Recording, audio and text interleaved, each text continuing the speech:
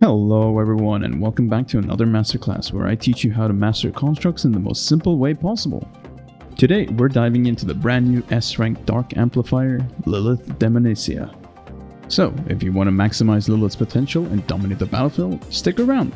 Let's break down her kit, rotations, memory sets, and team comps. Let's dive in. Lilith's kit is quite easy to understand because of how her core passive works, which helps in rotations, and you can play her in many different playstyles because of her core passive and orb flexibility that lets her do short and long rotations within a short time.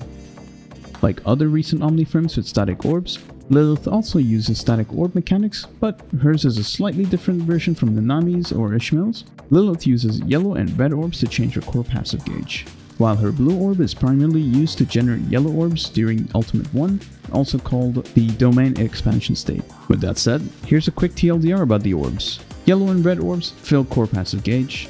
Blue orb is only used for stacking yellow orbs. Got it? Great! Now let's move on to her rotations. Lilith's main rotation centers on using the blue orb to gain yellow orbs, then combo pinging yellow and red orbs to trigger her core passive. For example, when you ping a yellow orb, follow up with a red orb to fill the gauge. This is very important, so keep that in mind while playing her. Now, let's dive into a rotation. Lilith has three different types of rotations: dark rotations with deadline timing, dark rotation without deadline timing, and plasma beam rotation. Now, let's start with the dark rotation. First, with deadline timing, you swap in, ping blue orb 2 times, activate your first ultimate, ping a yellow orb 1 time, and then tap red orb, tap yellow orb 2 times, tap the red orb, activate your second ultimate, and then you would ping blue orb 2 more times, and then activate your first ultimate, ping a yellow orb 2 times, tap the red orb, and then tap yellow orb 1 more time, and then tap the red orb again, and then use your second ultimate, and then finally swap out. You can mix and match the rotation depending on your preference. Just remember, your ultimate becomes available once you have 4 stacks. Now let's move on to a rotation without deadline timing. You swap in, ping blue orb 2 times, activate your first ultimate, ping a yellow orb 1, tap red orb, yellow orb 1 time, tap the red orb, yellow orb 1 time, tap the red orb, and then activate your second ultimate,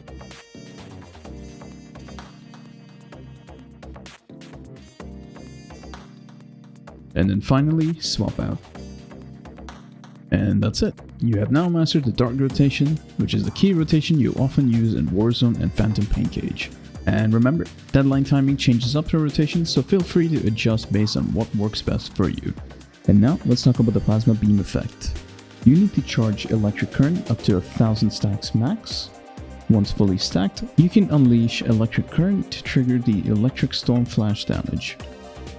The plasma beam rotation starts with Lilith filling the electric current, which is 3 ping blue orbs, activate your first ultimate,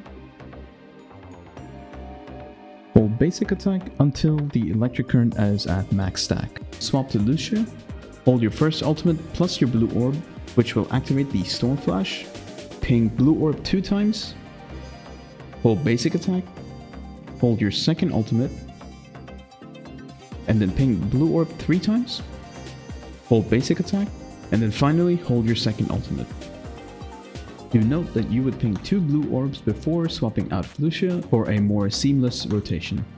Alright, so let's talk about ranks. Is it worth pulling for Lilith beyond S rank? Here's the breakdown. Here's what you gain at SS, and at SS3 this is what you would get, and at SSS, which is usually overkill, this is what you would get. As per usual, SS is for functional gameplay, SS3 for best value, which also helps Lilith for better damage, and SSS for whales, but you can also get it from the voucher shop. Alright, so now onto memory sets. Lilith has 3 main memory builds depending on where you are in the game. You've got your endgame dark build, which is a 4-piece Barcelona and a 2-piece Cotty, plus another 2-piece Cotty from the Harmony set.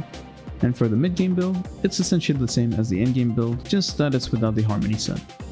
And then finally, you've got the Plasma Beam build, which will be a 4-piece Da Vinci, plus a 2-piece Guinevere, plus another 2-piece Einstein from the Daemonissa.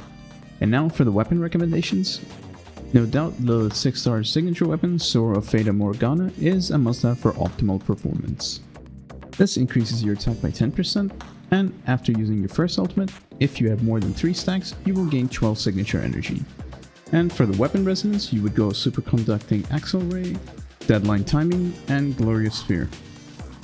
And then your next best option is just to go for the 5-star weapon, Glazed Enigma, which just increases your dark damage by 10%. There's not much to say about the 4-star, so try to get the 5-star if you can.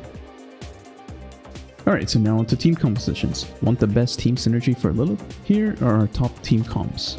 You've got your beginner team with limited units, so that would be A-Rank Teddy as your support, S-Rank Lilith as your main DPS, and A-Rank 21 as your defense shred and support.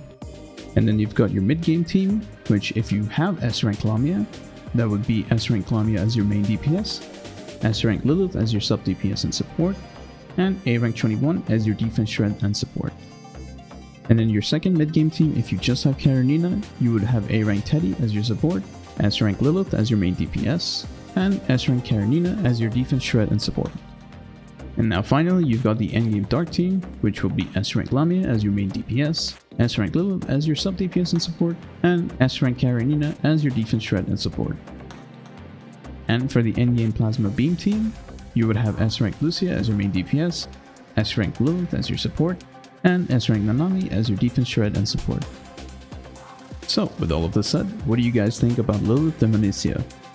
Are you pulling for her? Let us know in the comment section below. If this guide helped you, don't forget to like, share, and subscribe for more quick, easy Punishing Gray Raven guides. Thanks for watching, good luck with your pulls, and have a wonderful day.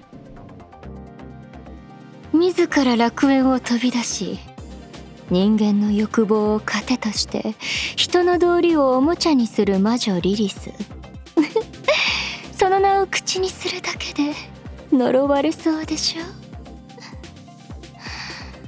これからは私をエレノアと呼んでもいいんですよ。その代わり、今ここでご馳走をいただいても